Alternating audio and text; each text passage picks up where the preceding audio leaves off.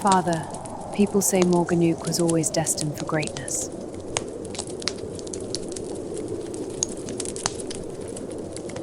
Destiny is a comfortable word, Isabel. It hides how difficult the road truly was. What do you mean?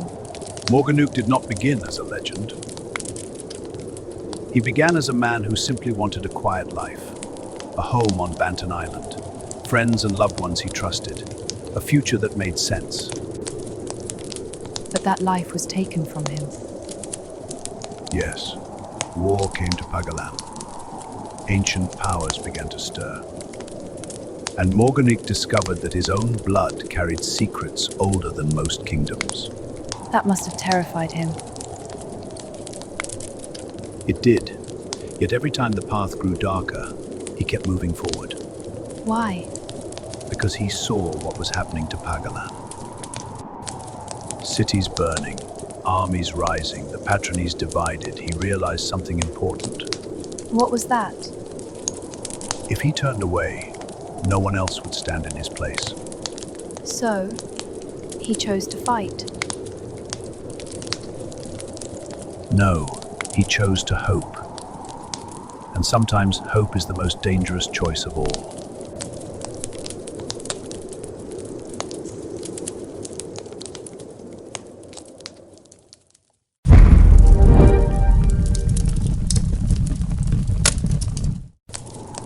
Father, when did Morganuke first meet Melanor? At a moment when both of them were already carrying more than they should have.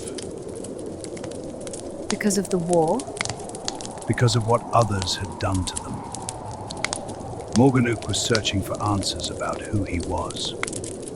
Melanor was trying to survive the people who had taken her freedom. So their meeting changed things? Yes, Morganuke could have walked away, but he didn't. Why? Because he saw someone who needed help and he refused to abandon her. And Melanor trusted him? Not immediately, but over time she realized something. What? That Morganuke was the kind of man who never leaves people behind. And from that moment on, they faced the world together.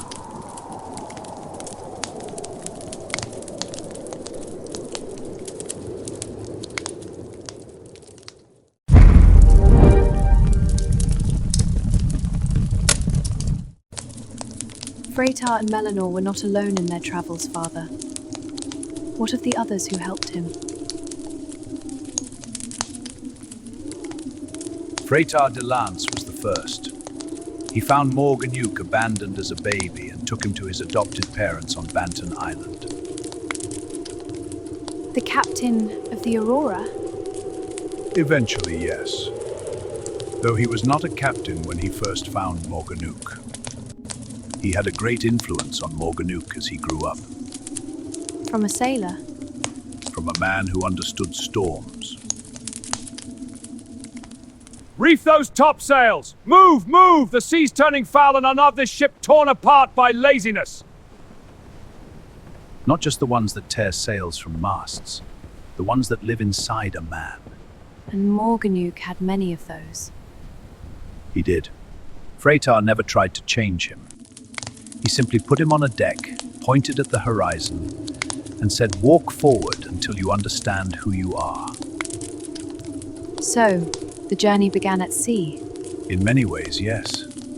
Without Vaelor, Morganuke might never have become the man Pagalan remembers. A captain doesn't always shape history with a sword. No. Sometimes he does it with a compass.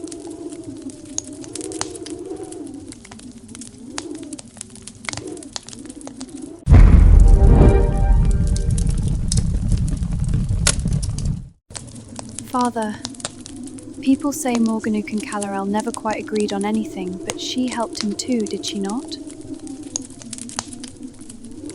That is not entirely true. They agreed on one thing very strongly. What was that? That neither of them liked being told what they could or could not.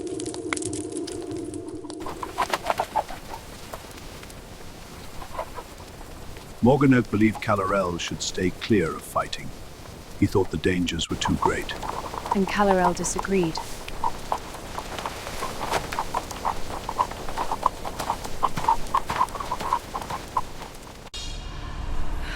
quite fiercely.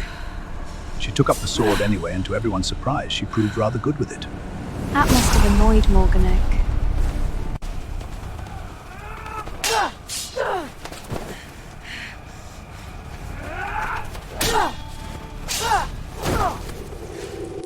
At first, he didn't understand why she wanted to fight.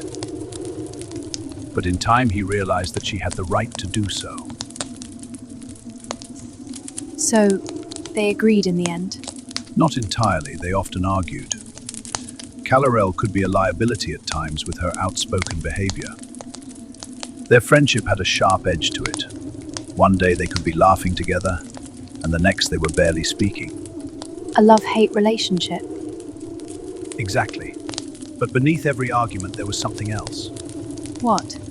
A mutual respect and fondness neither of them could quite escape.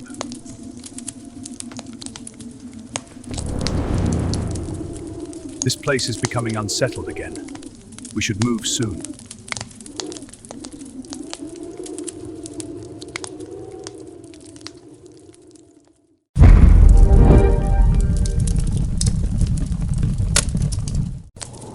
People often talk about Morganuke's strength as if he forged it alone. He did not. One of the greatest influences on his journey was Lady Chantilly. She traveled with him for a time, didn't she? Yes, and Morganuke respected her deeply. Lady Chantilly carried authority without arrogance. When danger came, she was already wing forward. And Calarel was with her then. She was. Calarel was young, fierce, and eager to prove herself. Lady Chantilly guided her, not by scolding, but by example. So Morganuke watched that leadership up close.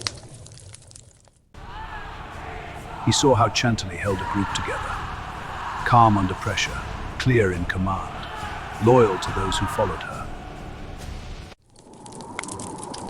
She sounds remarkable. Did that help shape how Morganuke dealt with people later? Very much so. Morganuke's journeys were filled with danger, but the steadiness he learned beside Chantilly helped him endure them. So part of Morganuke's strength came from walking the road beside her. Somewhat ironic, given that Morganuke was initially against women fighting in the war. Maybe. But remember, Morganuke had learnt a lot since the time he was just a farm boy on Banton Island.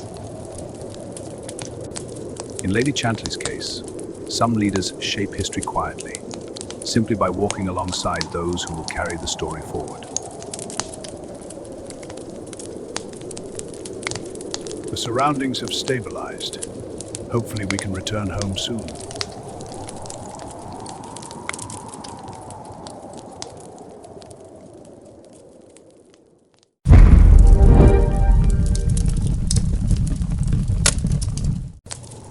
There was another man who walked beside Morganuke when the Cordinan Wars began. His name was Lengrond.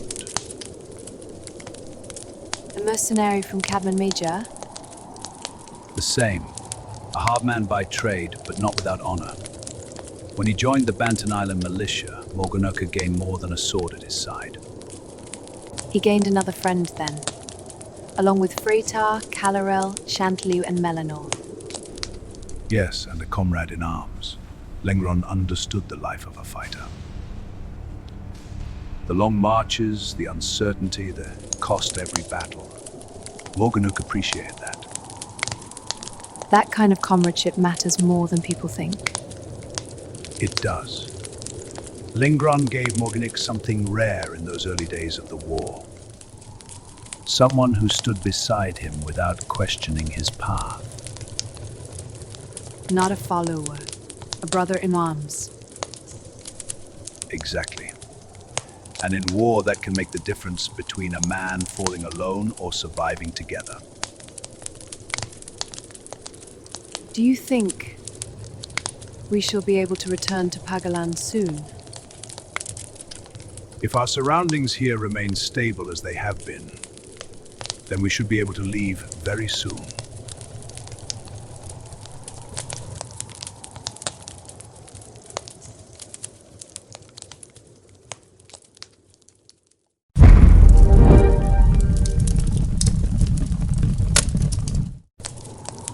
There are journeys that shape a man, Isabel. Morganuke's was never meant to be walked alone. Pagalan rarely allows such burdens as to rest on one pair of shoulders. You mean his companions? The ones who stayed with him when things became difficult? Precisely. Calarel's fire, for example. Reckless, perhaps, but invaluable when courage was required faster than caution. She never allowed Morganuke to forget that survival sometimes demands boldness. And Freytar? Morganuke knew him for most of his life. Freytar carried the weight of experience. While the others pushed forward, he watched the horizon. A captain's instinct. Morganuke trusted that steadiness more than he ever admitted. Chantilly always seemed different. Strength wrapped in discipline.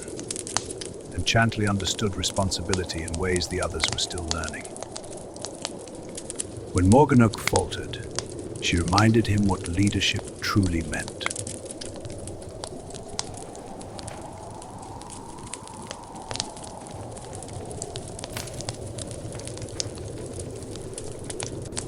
And Lengrond? They fought as brothers.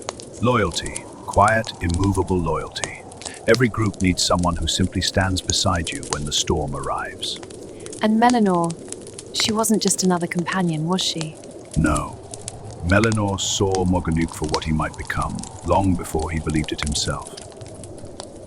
Sometimes destiny reveals itself not through prophecy, but through the people who refuse to abandon you. So his journey across Pagalan was never really his alone. No journey worth remembering ever is.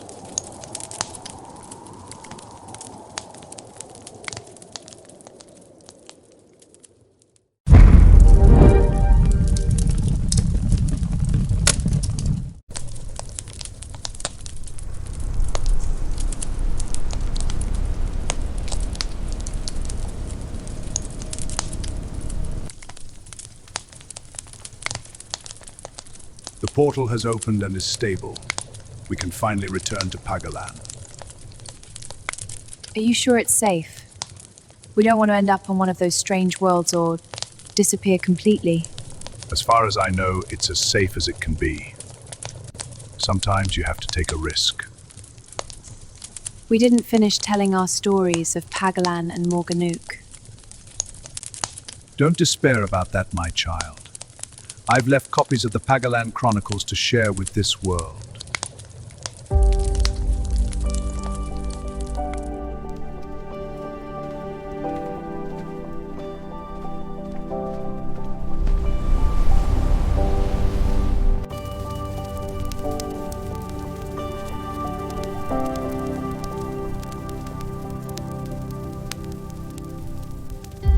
Letting go of every single dream, I lay each one down at your feet. Every moment of my wandering never changes what you see. I've tried to